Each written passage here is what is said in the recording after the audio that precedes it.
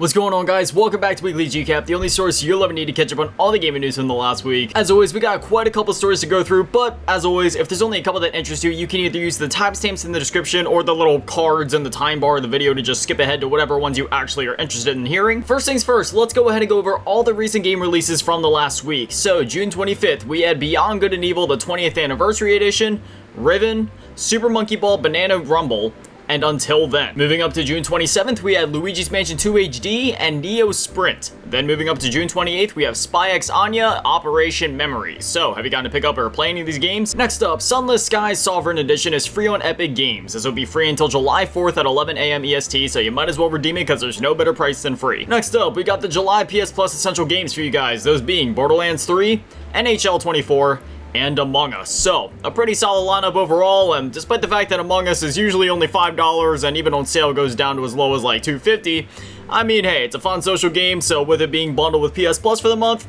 makes sense. Next up, the original Resident Evil trilogy is coming to GOG. Now, as a lifelong Resident Evil fan myself, playing the games for as long as I can physically remember, playing the original PS1 entries back in the day over 20 years ago. I am very, very excited for this. But anyway, this coming from GOG.com. Quote, in joint efforts with the original creators Capcom, we're thrilled to announce the re-release of the original Resident Evil, the groundbreaking series that heralded the golden age of the survival horror genre. This iconic classic is now available with all its original content intact, featuring quality of life improvements and enhanced compatibility for modern systems. It is worth mentioning that if you're unaware, the older Resident Evil games are a bit, I would say, infamous for not being very compatible with modern hardware and needing a bunch of workarounds and such, especially if you're trying to like bump up resolutions and this, that, and the other. But anyway, as part of GOG's ongoing effort to protect and preserve classic games, Resident Evil is now available on the DRM-free GOG store.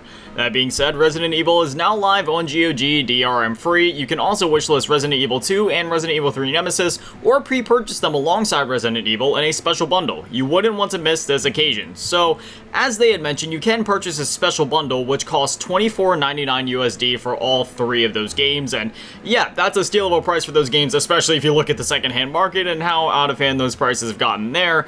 But otherwise, you can buy all of them separately for $9.99, and right now only the first Resident Evil is available, but 2 and 3 will be coming soon. And I'll say this much, if you haven't played the original Resident Evil games before, do yourself a favor, pick them up. Next up, Teenage Mutant Ninja Turtles Splintered Fate had its release date announced. So they put up a trailer and the description reads, quote, team up with Leonardo, Raphael, Donatello, and Michelangelo for an exciting new roguelike adventure in Teenage Mutant Ninja Turtles Splintered Fate coming July 17th to Nintendo Switch. So when I was looking at this, and you know, if you've played Hades before, you probably saw this too, I'm getting some real Hades vibes off of this, just between the gameplay and obviously the camera perspective and everything like that. Now, this is a game that was stuck on Apple Arcade, and we've been seeing this more and more lately, where games that were originally released for Apple Arcade and were exclusive to the service are now finally making their way to other platforms, namely Nintendo Switch. So this is really cool, and as a huge fan of TMNT and roguelikes, I will be picking this up. Next up, the Dead Rising Deluxe Remaster was announced. One heck of a title, let me tell you. But anyway, they put up a trailer, and the description reads, quote, hello, is this thing on? This is Frank West. Is anyone out there? Grab your camera and prepare for the big scoop on Dead Rising Deluxe Remaster. Stay tuned for more info soon. So, unfortunately, we don't have any news regarding like a release date, release platforms, anything like that, but as you can see from the trailer, this game looks, I mean, absolutely amazing. Personally, I don't think that this game really needed a remaster or remake of any kind. I mean, the original game, I mean, I'm also the same guy that also says no video game ever actually needs a remaster or remake. It can just kind of be nice sometimes when it comes to reintroducing a modern audience that might have just simply not been alive or around at the time to experience those games or just didn't know about them before. And considering the fact that it's been, oh geez, what, we're going on like 7-8 years since Dead Rising 4 released? I mean, yeah, I would say that we're a bit overdue for a Dead Rising game, so this is really nice to see, even if it is just a remaster of an older game, which, I mean, hey, if there's any Dead Rising to remaster, might as well kick things off with the first one there, and yeah, this game is absolutely amazing. I know some people were divisive about some of the later entries. Me personally, I loved every game in the series, whether that be the mainline games or, you know, spin-offs like Off the Record, for example. Even something like Dead Rising 4. I played that game many times. I love Dead Rising 4. I never understood why the game got so much hate, but whether it's been a couple of years since you played it or whether you're new to the series, again, I can highly recommend this game, and as soon as we get more details about it, like release dates and platforms and such, I'll obviously let you guys know. Next up, the Disney Epic Mickey Rebrushed release date was announced. So, quote, Disney Epic Mickey Rebrushed will release on September 24th, 2024 for PC, PlayStation 5, PlayStation PlayStation 4, Xbox Series X and S, Xbox One, and Nintendo Switch. That was in the description of the trailer that they put up that you guys are also seeing on your screen, and yeah, not much more to say there. If you never played Epic Mickey on the Wii back in the day, it's a great game. Its sequel is also great, and I'm really hoping that maybe they'll do an Epic Mickey 2 Rebrushed at some point, because that game was a lot of fun, and yeah, again, this is another one where it's like, hey, if you never played it before, this would be a great way to dive in and play it. Though I would say it would be worth investing in the Wii version if you happen to have a Wii or a Wii U, because the Wii U is backwards compatible fully with the Wii. Just, you know, with the original motion controls and the way that they were integrated into the game, it was a very unique and innovative experience. So again, if you're able to, I would recommend trying to play the game that way if possible, because, you know, in the secondhand market, the game isn't that expensive. But regardless, if you just decide to hold out for this this rebrushed remake, as they're calling it, then, you know, you can't go wrong either way. It's an amazing game, and as long as you experience it, then that's what counts. Next up, Beyond Good and Evil 2 is confirmed to still be alive. Thankfully, man. I've been waiting for this game for so long. I'm a huge fan of the original. I've been talking about this a lot lately as we've been getting more news about Beyond Good and Evil. This is a game series that I've been playing since the first game back on like the PS2. I mean, I can't really call it a game series because we've only had one game, but still, I played on the PS2 back in the day when it released. Absolutely loved it, and I've just kind of been sitting here twiddling my thumbs waiting for the second game. But anyway, that's coming from Beyond Good and Evil on X. Quote, yes, Beyond Good and Evil 2 is still in development, and we cannot wait for you to discover more about Jade's past in the 20th anniversary edition. So, according to them, there's going to be a mission in the 20th anniversary edition version of Beyond Good and Evil, which is out now, released June 25th, that ties into the narrative of Beyond Good and Evil 2.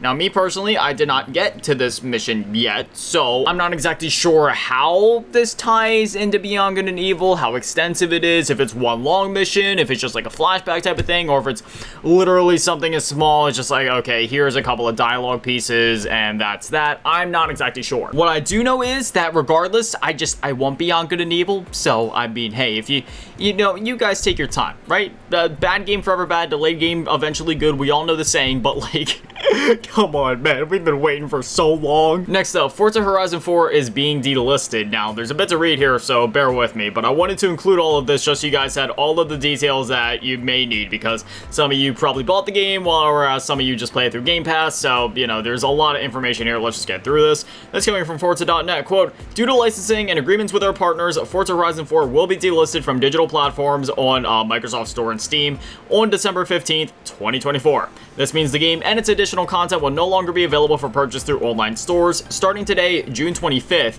Forza Horizon 4's DLC will get delisted from platforms, meaning that only Forza Horizon 4 Standard, Deluxe, and Ultimate versions will be available for purchase from this day until delisting happens. From this day forward, we will offer different discounts for Forza Horizon 4, like the one currently active on Steam at the time of publishing. We will also have a sale in the Xbox Store on July 14th. Please keep an eye out on our socials and different platforms to take advantage of future offers. On December 15th, Forza Horizon 4 will be delisted from stores and Xbox Game Pass. This means the game and its additional content will no longer be available for purchase. Players who already own the game and its content will be able to download and play it as normal, including its offline, online, and multiplayer features. Physical copies of the game purchased after this date will also work and will be available to use online features. If you played Forza Horizon 4 through Xbox Game Pass and purchased DLC content for it, worry not. By having an active, full paid, not discounted Xbox Game Pass subscription on June 25th, you will be eligible to receive a game token if you have purchased any extra content for Forza Horizon 4 through your Xbox Message Center. Codes will start to be delivered in the following days. Please bear in mind that it might take a while before you get your token. Unused tokens will expire starting at June 25th, 2026.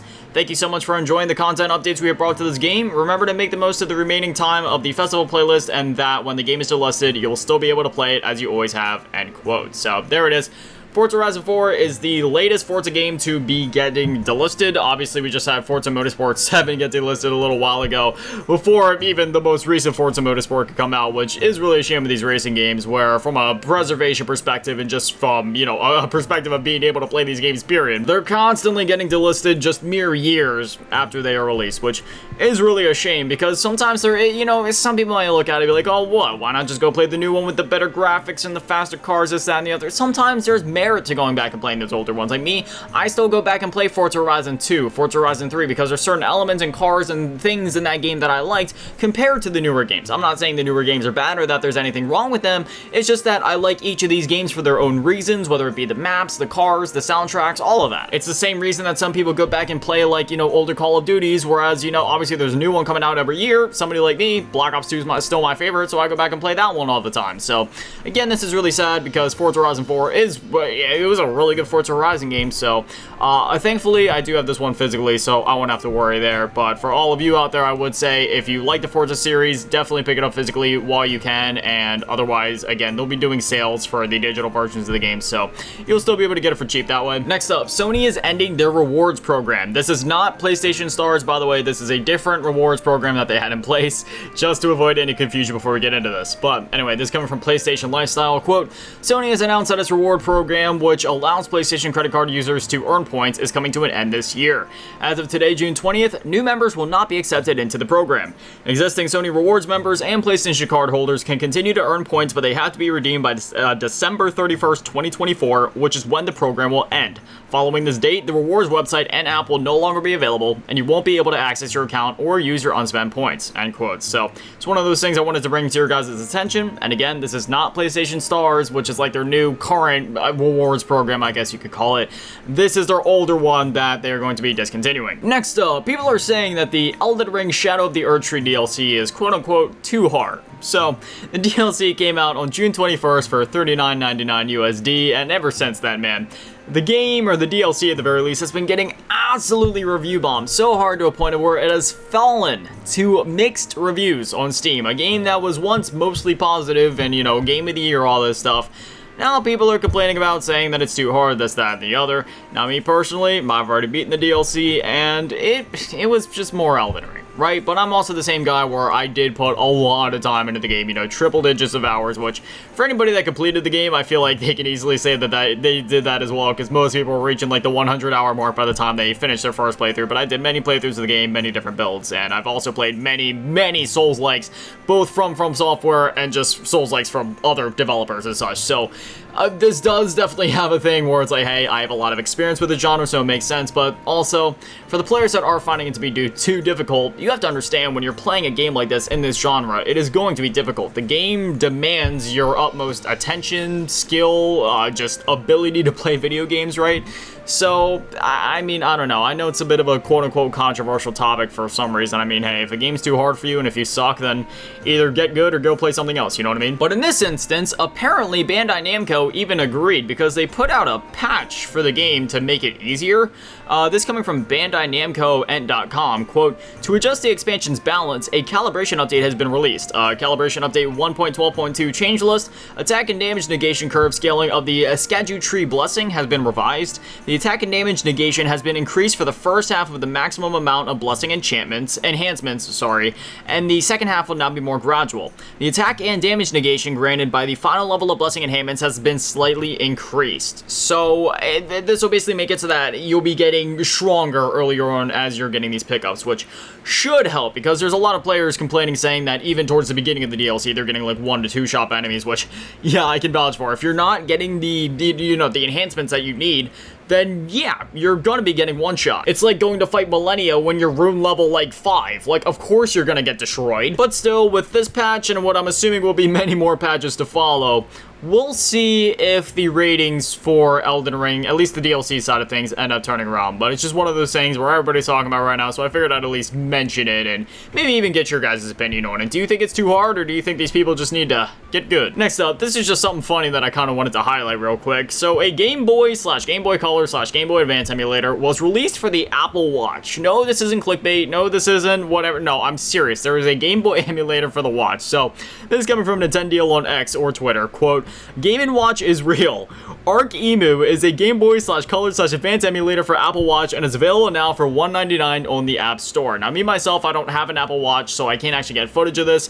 If I'm able to find some footage online, I'll put it up on screen for you guys right now, but This is absolutely insane. As in the beginning of it said, Game & Watch is real. Now, for those of you that are old enough to know what a Game & Watch is like me, then, you know, that probably gave you a good chuckle. For the rest of you, it completely went over your head. But seriously, from, like, the screenshots and the things that I was seeing, there was people playing, like, Pokemon Emerald just right there on their watch. Like, that is insane. Now, I'd be really curious to see, what would it be like? Because obviously, we had, like, Doom running on the Game Boy Advance, right? Like, Wolfenstein 3D. Can Doom run on an Apple Watch? Who am I kidding? I'm sure you guys have seen the YouTube videos before where, like, people have made the game run on, like, calculators and potatoes and stuff. So, yeah, of course, the Apple... If the Apple Watch is able to run the emulator, of course it can run Doom, but I just want to see it in action. So, if nobody's made a video on it yet, if any of you watching this happen to have an Apple Watch, could you buy this emulator? Could you load up a Doom ROM? Could you make a video of it and maybe just link it in the comments for me, please? Because I need to see that, okay? This is the kind of stuff that helps me sleep at night. Next up, we have a recap of the limited run games showcase that took place. So we're going to be talking about literally everything that was shown at the showcase, and it is worth noting that some of these games were released previously, but now they're just getting physical copies. And then on the other hand, there's also some of these games that are new and are releasing and are also getting physical copies. So I'm just gonna be, it might get a little redundant, but if a game is getting a physical copy, then I'm just gonna kind of be mentioning it as we go. So let's just get into this, okay? So, from the top. Star Wars Dark Forces Remastered. Pre-orders are available now for the physical version. Valis, the Phantasm Soldier Collection 3 is coming summer 2024. Rain World is getting a physical Switch release sometime this year. Fighting Force Collection coming 2025. And now that I'm looking up and down the list, actually, all of these games are getting physical releases, so maybe I don't need to mention it specifically. Renane is coming soon to Switch. Wolfenstein 2: The New Colossus is getting a new physical version on Switch later this summer, so this time the entire game will be on the cartridge rather than how it was before with the current physical release, where part of the game is on the cartridge, but then you still have to install a decent percentage of it. It's a situation that happens with a lot of Switch games. It's very funky. Cosmic Fantasy Collection 2 is getting a physical release sometime this year. G.I. Joe: The Wrath of Cobra are coming 2025. Assault Suit Lanos 2 coming out on physical later this year. Snow Bros Wonderland sometime this year. Gimmick 2 coming 2025. Sea Smash VRS coming later this year. Penny's Big Breakaway is getting a physical release sometime this year. Jay and Silent Bob Chronic Blunt Punch. I'm not gonna lie to you guys, it was really hard to say that name with a straight face. I love that name. Jay and Silent Bob Chronic Blunt Punch. Beyond Good and Evil, the 20th Anniversary Edition, released June 25th. Hitman Blood Money Reprisal is getting a physical release fall 2024. Absolute classic game right there. Definitely pick that one up if you've never played it before. An amazing game. Fear Effect getting a physical release 2025. Lollipop Chainsaw Repop getting a physical release sometime this summer. Toxic Crusaders getting a physical Switch release this year. Ghosts coming 2025. Double Shake getting a physical release at a later date. We got a new look at Rugrats Adventures in Gameland. The Gex Trilogy coming fall 2024. We also got a new look at Shantae Advance Risky Revolution coming 2025. Ninja 5.0 pre-orders will go live July 5th. We got a new look at Clock Tower Rewind. Tomba Special Edition pre-orders will go live July 19th. Tomba 2, The Evil Swine Return is coming in 2025. And Bubsy in the Perfect Collection is coming digitally and physically in 2025. So that is a recap of the limited run games showcase. A lot of great stuff there, and I'm just gonna say now, oh man, my bank account is gonna cry because I'm gonna definitely be pre-ordering a lot of these games. But anyways, that is all the stories that I got for you guys this week, so I'd definitely love to hear from you guys. What are your thoughts on everything that we talked about? Whether it's the limited run games showcase, the fact that you can literally play Pokemon or presumably even Doom on your Apple Watch, or I don't know, just literally anything that we talked about. You guys know how this goes at this point. I'd love to hear from you guys. But anyway, this is Weekly GCap. New episodes go live every single Friday at 9 a.m. Eastern, so if you want to catch them as soon as they go live, well then, now you know when to be here. But anyways, that's gonna do it for me, guys. Thank you guys for watching. Have an amazing day and an amazing weekend. Stay beautiful. I love you all. Peace.